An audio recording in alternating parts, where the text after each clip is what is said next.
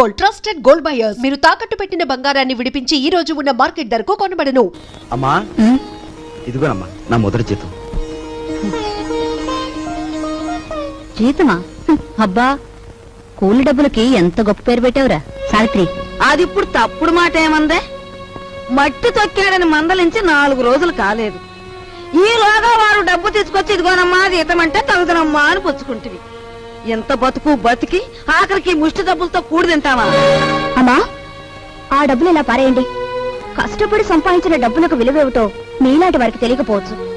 ఈ ఇంట్లో పనికి నాకు తిండి అక్కర్లేదు, వేరే జీతం అక్కర్లేదు. ఆ ముష్టి కూల్ డబ్బులు ఇలా పడేయండి. ఏది ఇదిగో.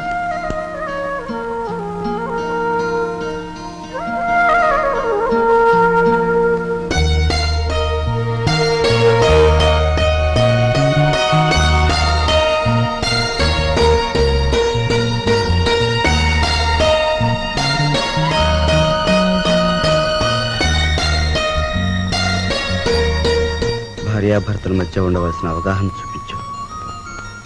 నువ్వు ఈ ఇంటికి పని మనిషివైనా నాకు నా మనిషివి.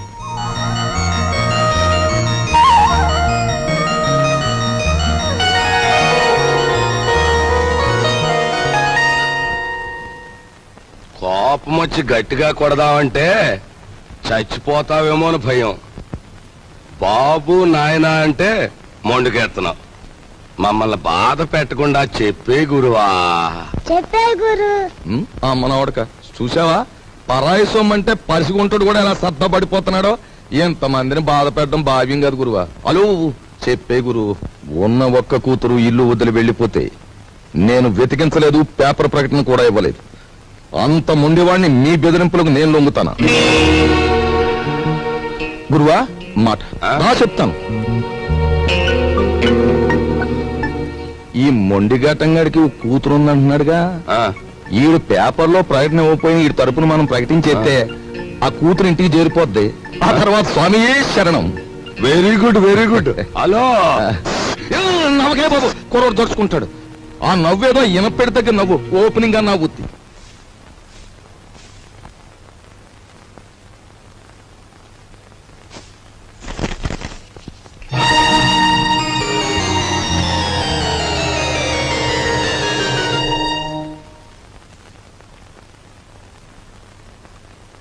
ఇదేమిటండి, నా చేతిగాజలు లెక్క పెడుతున్నారు?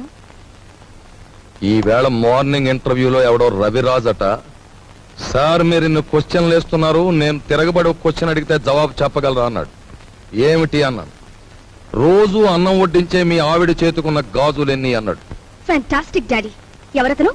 ఎవరు? రవిరాజా. తిరగబడి అటువంటి ప్రశ్న వేయాలనే థాట్ రావడం ఉంది చూసారు. That's great. He's really the hero of the present society. Jaya shut up. నీ తండ్రి మీద తిరగబడిన వాడు నీకు హీరోగా కనిపిస్తున్నాడా? నాలాంటి వాడి కాళ్ల చుట్టూ దేహి ఉద్యోగం ఇవ్వండి బ్రతుకుతామని ప్రదక్షిణాలు చేసే ఒక నిర్భాగ్యుడు నీ దృష్టిలో హీరో ఆఫ్ ది ప్రజెంట్ సొసైటీయా? నీ చదువు ఎన్ని వెర్రెతల్ల వేస్తోందంటే, అవునులే, నువ్వు తిరగడానికి ఒక కారు, వీలైనంత ఖర్చు పెట్టుకోవడానికి బ్యాగ్ నిండా డబ్బు, నువ్వేది అడిగితే అది క్షణాల మీద సమకూర్చే తల్లిదండ్రులు, ఏసీ రూమ్లు, సోఫా బెడ్లు, తినడానికి ఖరీదైన భోజనం, ఇవన్నీ ఉంటే నీకు మంచేమిటో చెడ్డేమిటో ఏమాత్రం తెలియడం లేదు. అదే చాలీ చాలని తిండి, చాలీ చాలని బట్ట, బ్రతుకుతున్నావో చస్తున్నావో అర్థం కాకుండా బ్రతుకుతున్న ఏ దౌర్భాగ్యుల ఇళ్లలోనో 4 రోజుల పాటు ఉంటే తెలుస్తుంది. అక్కర్లేదు, పిలవక్కర్లేదు. ఆకలేస్తే అదే ఏసీ రూమ్లు, సోఫా బెడ్లు, తినడానికి ఖరీదైన భోజనం, ఇవన్నీ ఉంటే నీకు మంచేమిటో చెడ్డేమిటో ఏమాత్రం తెలియడం లేదు. అదే చాలీ చాలని తిండి, చాలీ చాలని బట్ట, బ్రతుకుతున్నావో చస్తున్నావో అర్థం కాకుండా బ్రతుకుతున్న ఏ దౌర్భాగ్యుల ఇళ్లలో 4 రోజుల పాటు ఉంటే తెలుస్తుంది.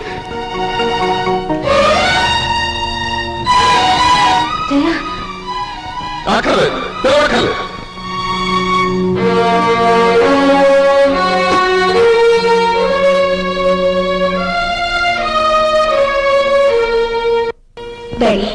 బయటికి వెళ్ళి బతకలేనని కదా మీరు అన్నారు. అలా బతకాలని నిరూపించుకున్న రోజునే తిరిగి మిమ్మల్ని కలుస్తాను.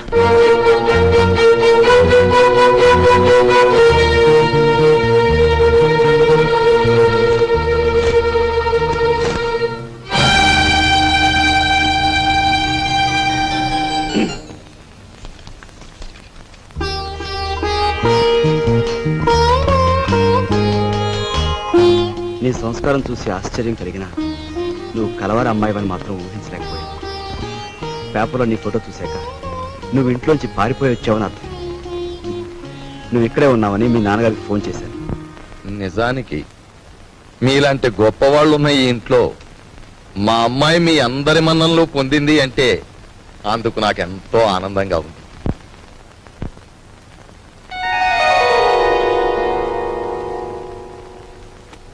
ఇదిగో పిల్ల, నిన్ను ఎప్పుడెప్పుడు ఏమేమి తిట్టానా అని ఆలోచిస్తే అస్సలు నిన్ను తిట్టకుండా ఎప్పుడున్నానో గుర్తు రావడం లేదు. ఏమో అనుకోకమ్మా. అంత మాటలు అవసరం లేదు మామగారు. నేను ఎక్కడున్నా ఈ ఇంటి ఆడపిల్లని. నన్ను ఈ ఇంటి మనిషిగా మీరందరూ ఒప్పుకుంటే నాకదే 10,000.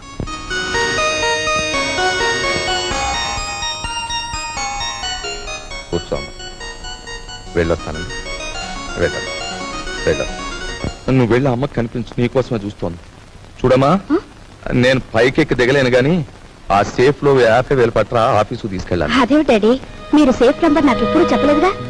సారీ, నీకు తెలియదుగా. వెళ్ళి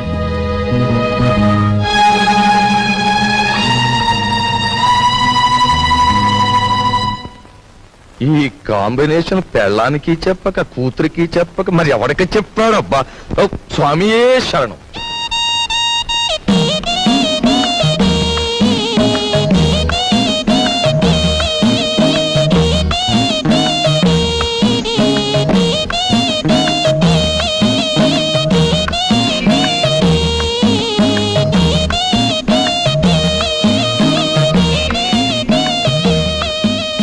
భయపడొద్దు, అటు తలుపు తీసి ఉంచుతాను, రా.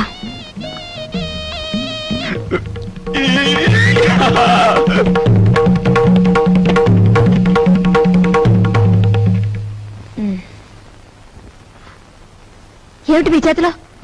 ఇదివ్వండి. ఏం లేదు. డాక్టర్ మీకేం చెప్పారు? వీడియోలు కాల్స్ వద్దన్నారా లేదా?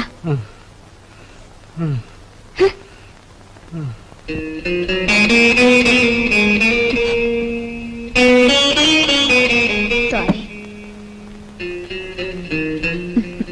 రోజు కిటికీ దగ్గర అలా చూస్తూ నిలబడిపోతావు. మనసు పాడైపోవడం లేదు? నువ్వు నాకంటే చిన్నవాడివి, నీకు ఆ విషయం తెలుసా? అన్నట్టు ఆ సోఫాలో ఉన్న ఆయన ఎవరనుకుంటున్నావు? తెలుసు, మీ ఆయన. ఆయన కడుపులో రాచపుండు. డాక్టర్లు బ్రతకడంటున్నారు. చాలా మంచి మనిషి. ఆయన్ని ఎలాగైనా బ్రతికించుకోవాలి. దానికి బోలెడు డబ్బు కావాలి. అన్నట్టు నీ దగ్గర డబ్బుందా?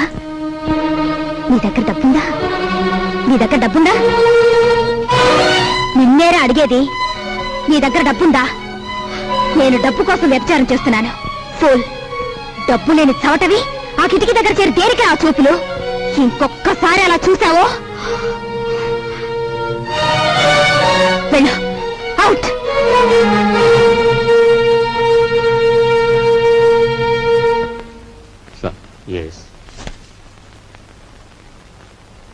సార్, నా కూతురు వివాహానికి పిఎఫ్ లోనికి అప్లికేషన్ పెట్టాను. అందులో సగమే శాంక్షన్ చేశారు. చూడండి, ఇప్పటికే మీ జీతం మీద అన్ని రకాల అప్పులు తీసుకున్నారు. అందుకే హెడ్ ఆఫీస్ సగమే శాంక్షన్ చేసింది. అది కాదు సార్. మీ మీద ఎంత అభిమానం ఉన్నా రూల్స్ కు విరుద్ధంగా నేనేం చేయలేను. I'm sorry.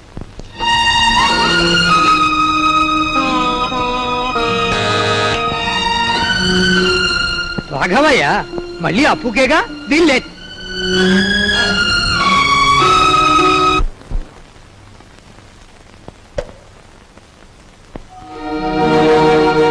మీరా? ఎక్కడి నుంచి నాన్న? ఈ వీధిలో ఎవరో అప్పిచ్చేవారున్నారంటే అడగాలని వచ్చాను.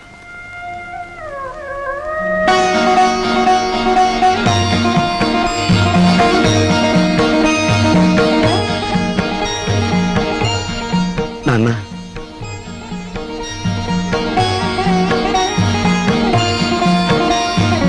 మట్టి తొక్కుతున్నావని నిన్ను ఏసడించుకుని అప్పుల కోసం వీధుల వెంట తిరగటం అంతకంటే అసహ్యమని నాకు తెలుసు. నాన్న, నేను మారిపోయానని చెప్పేందుకు రాలేదు. మేం మారవని చెప్పటానికే నేను ఇక్కడికి వచ్చా. నాన్న, అంతే. నేను మారం, మా తరం అంతే.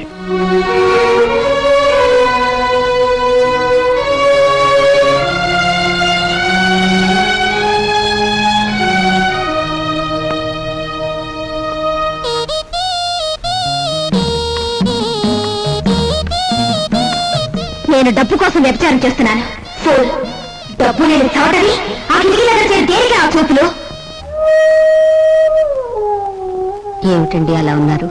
సావిత్రికి మనం డబ్బు ఇవ్వలేదనుకో, సావిత్రి వాళ్ళ ఆయన మనల్ని వీధిలోకి ఇడుస్తారు. సరస్వతి పెళ్లి వద్దన్నాం అనుకో, దానిది చిన్న వయస్సు, ఈ పెళ్లి చెడిపోవటం అది భరించలేదు. మీరేం బాధపడకండి, ఇవి మనకి ఎప్పుడూ ఉన్న కష్టాలేగా. మిమ్మల్ని చూస్తుంటే నాకేమిటో భయంగా ఉంది. ఈ భయాలతోనే మనందరం నాన్నగారి బాధ్యతను పెంచేస్తున్నాం. మనం ఎదిరించి ఓ నిర్ణయం తీసుకోకపోతే అవి పరిష్కారం కావు. అమ్మా అమ్మా, నువ్వా బాబు? రా.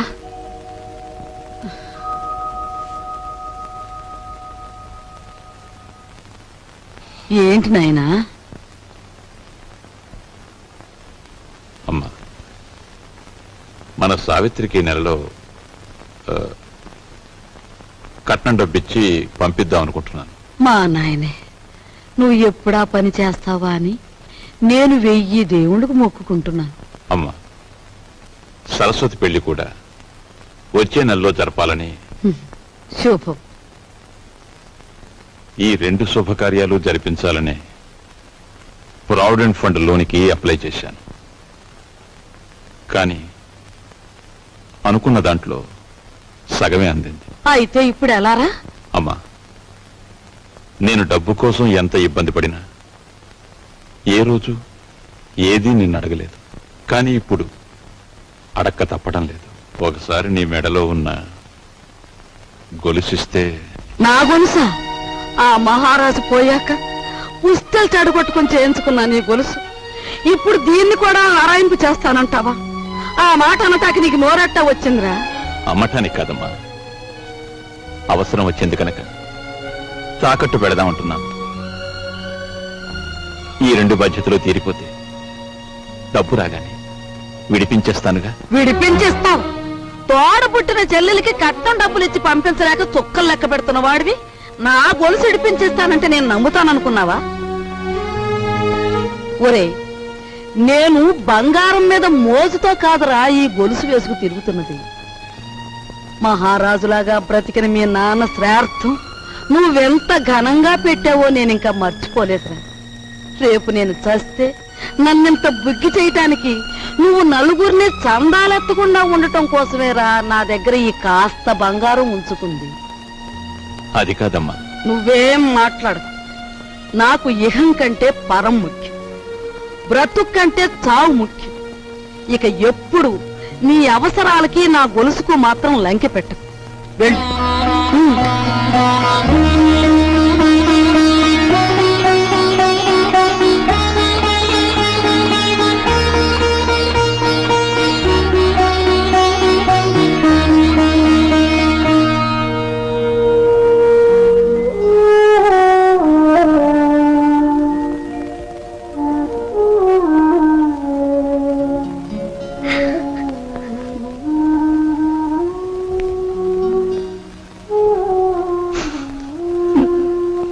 ఈ భయాలతోనే మనం అందరం నాన్నగారి బాధ్యతను పెంచేస్తున్నాం.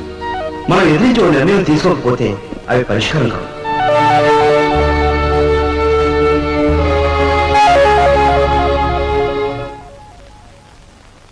అమ్మాయి సావిత్రి, ఏమా? మీ అన్నయ్యకేదో డబ్బు వచ్చినట్టుంది. రేపు పొద్దున్నే మీ ఆయన్ని అడగమను, లేకపోతే అది కాస్త పులుసులో కలిసిపోద్ది. అలాగేనమ్మా.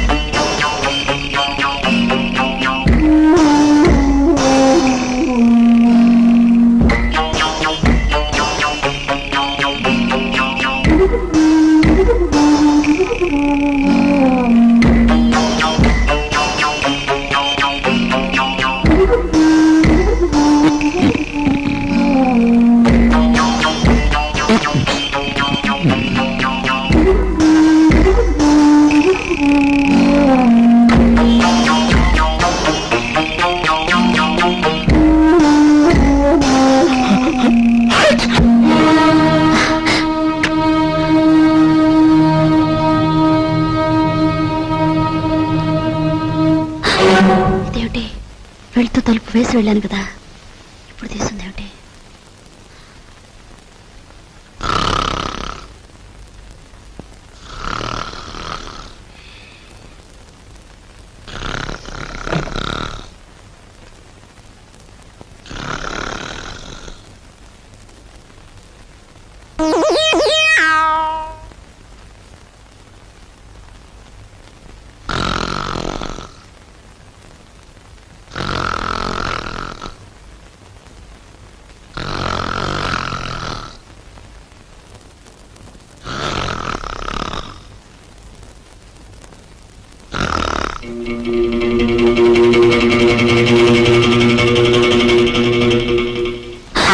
ఏమిటండి, ఏమైంది? ఏం లేదే, ఒంటరిగా పడుకుంటే నిద్దట్లో పేడకాలు వస్తున్నాయి. పడుకుందాం పద. అబ్బా, అసలే నా ఒంట్లో బాగోలేదండి. పడుకోండి. నా మాట వినవే ప్లీజ్. ప్లీజ్ అండి, నా మాట విని పడుకోండి. సరే, ఏం చేస్తాం. Good night. Good night.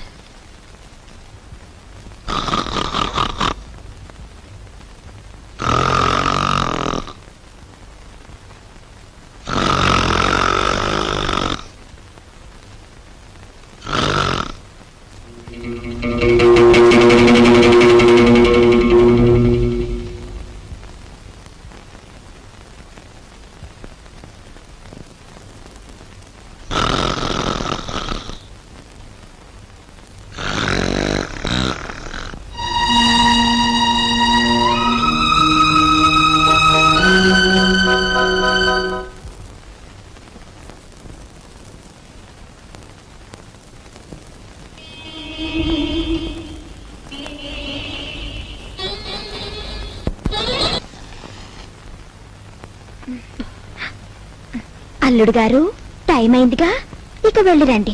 మరి నీకేదన్నా బక్షిస్ ఇవ్వద్దు? బాలేదనివే. నా డబ్బు, అమ్మో నా డబ్బు, నా డబ్బు. అమ్మ చింతామణి, పంచాయతీలు మింగేవాడు ఒకడైతే మున్సిపాలిటీలు మింగేవాడు ఇంకోడని నైస్ గా పాట పాడి నాకే మస్కా కొడతారా తల్లి కూతుళ్ళు. తీ డబ్బు తీ. ఏం డబ్బు? డోంట్ టాక్, డోంట్ టాక్ అంటే డోంట్ టాక్ అంతే. అసలు శుభకార్యానికి ఉపయోగపడాల్సిన డబ్బు నేనెంతో కష్టపడి మాస్టర్ ప్లాన్ వేసి కొట్టుకొచ్చాను. మర్యాదగా నా డబ్బు నాకు ఇచ్చేయి, లేదు పోలీస్ రిపోర్ట్ ఇస్తాను. Take care. ఆయాస పడకండి. జగ్గు, ఈయనేదో అడుగుతున్నారు, ఇచ్చి పంపయ్యా. కూర్చోండి, వచ్చి ఇస్తాడు.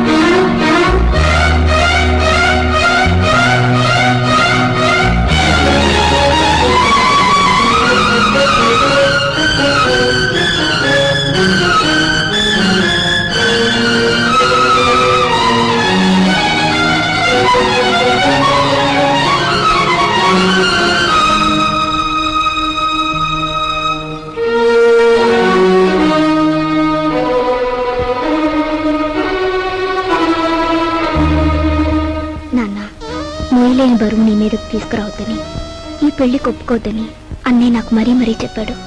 కానీ ఏం చేయను, జీవితంలో ఎదిరించడం చేతకాని దాన్ని. నా పెళ్లి కోసం నువ్వు అమ్మ మంగళసూత్రం అమ్ముతుంటే ఏవి ఎరగనట్టు నటించాను. అప్పు కోసం నువ్వు ప్రతిరోజు ఊరంతా తిరిగి వస్తుంటే తెలిసి తెలియనట్టు ఊరుకున్నాను. ఇప్పుడు నా కట్నం విషయంలో మీరు పడే ఆవేదన నా కళ్ళారా చూశాను. కన్నవారి మాన మర్యాదల మంటలో కలిసిపోయినా నా పెళ్లి కావాలని నేను అనుకుంటే నాకు నిష్కృతి లేదు. అందుకని నీ ఇంట్లోంచి వెళ్ళిపోదామని నిశ్చయించుకున్నాను. లోకమంతా దీన్ని లేచిపోవడం ఉంటుందని నాకు తెలుసు. ఇంట్లో ఉండే బరువు బాధ్యతలు కల్పిస్తూ మిమ్మల్ని హత్య చేయడం కన్నా లేచిపోయిందనే అపనిందన మోయడం తేలికని నిశ్చయించుకున్నాను. నేను వెళ్ళిపోతున్నాను నాన్న, నన్ను క్షమించండి. ఇట్లు మీ అమ్మాయి సరస్వతి.